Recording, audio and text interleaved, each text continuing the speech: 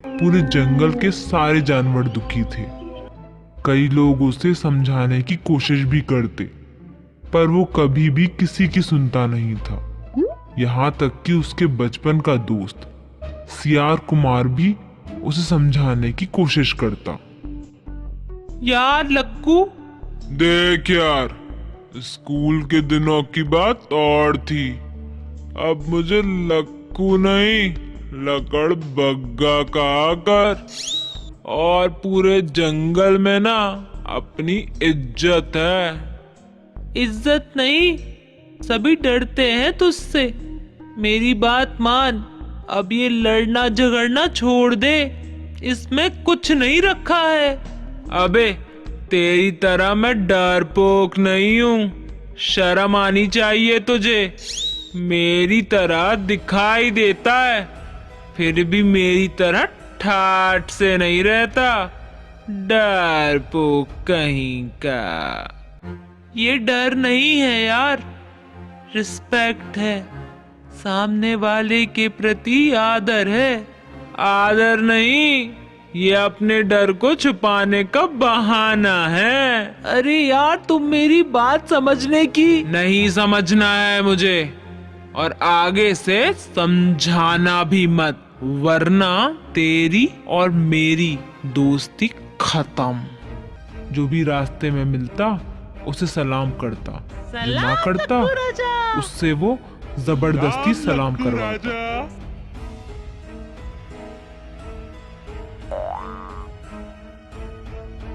क्यों बे, सलाम मारने के लिए तेरे हाथ टूट गए हैं क्या?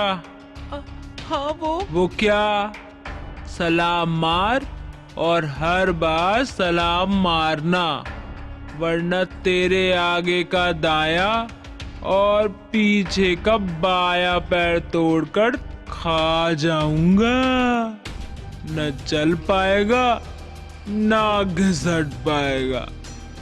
खाऊं? माफ कर दो लक्कू राजा, माफ कर दो। ए, सलाम मार। सलाम सलाम लक्कू राजा। खरगोश भाई, आपने लकड़ बग्गा को देखकर रास्ता क्यों बदल लिया? क्या बताऊं गिलहरी बहन, इसके सामने जाओ तो इसे सलाम करना पड़ता है। कहीं भूल गए तो फाड़ खाने की बात करता है, कहीं गुस्से में फाड़ खाया तो। इससे तो बेहतर है उस रास्ते ही ना जाओ जिस रास्ते ये लक्कू जाए। उसे इतना घमंड हो गया था कि एक दिन उसके बचपन का दोस्त सियार कुमार उसे मिल गया, तो वो उससे भी बोल पड़ा।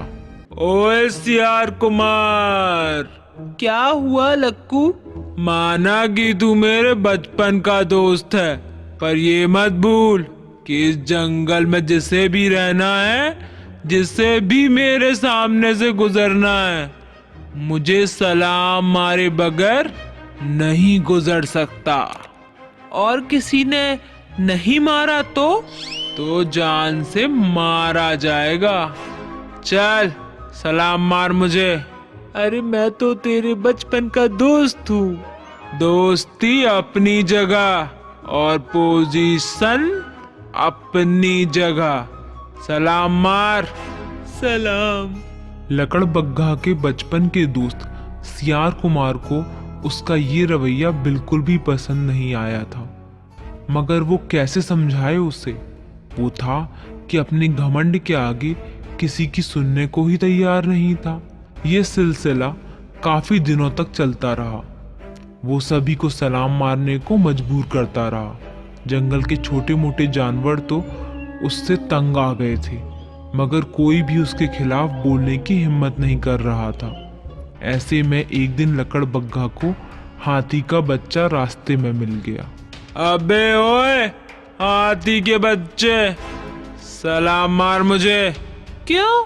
अबे तुझे तेरे माँ बाप या जंगल के किसी ने बताया नहीं, मैं लक्कू राजा हूँ। मेरे मम्मी पापा भी मुझे अप्पू राजा कहते हैं। मैं भी राजा हूँ। तुम मुझे सलाम मारो। अबे सारा जंगल मुझे सलाम मारता है, और मैं तुझे सलाम मारूं? हाँ मारो। सुनते ही घमंडी लकड़बग्घे को गुस्सा आ गया और उसने अपने खतरनाक दांत हाथी के बच्चे के सूंड में गड़ा दिए। दांत इतनी जोर से गड़े कि बेचारा हाथी का नन्हा सा बच्चा दर्द से चिल्लाता हुआ वहां से भागा। भागता हुआ जब वो अपने माँ बाप के पास पहुंचा तो उसकी बात सुनकर उसके बाप को गुस्सा आ गया और वो बुरी तरह चिंघाड़ता हुआ लकड़बग्घे को सबक सिखाने निकल पड़ा। हाथी की खतरनाक चिंगार सुनकर पूरा जंगल थर्रा उठा। सभी जानते थे कि हाथी भाई जितने शांत रहते हैं, गुस्सा आने पर उतने ही खतरनाक भी हो जाते हैं।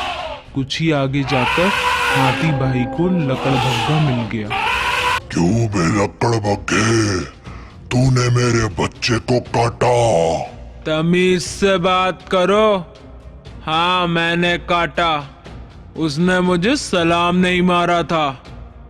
ले, मैं सलाम मारता हूं तुझे।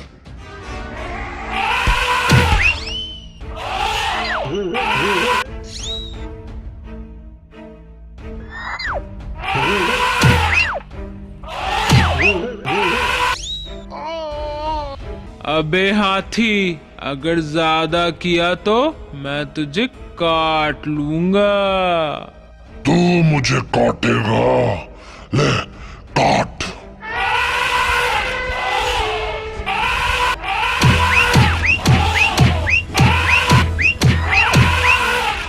हाथी की इस मार से लकड़बग्घे के जबड़े हिल जाते हैं।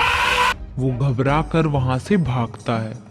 हाथी भाई उसके पीछे चिंघाड़ते हुए भागते हैं कि आज तो मैं तेरे सारे के सारे दांत जबड़े सहित तोड़ कर रहूंगा। अब लकड़बग्घा आगे आगे भागता रहा और हाथी गुस्से में चिंघाड़ता हुआ उसका पीछा करता रहा।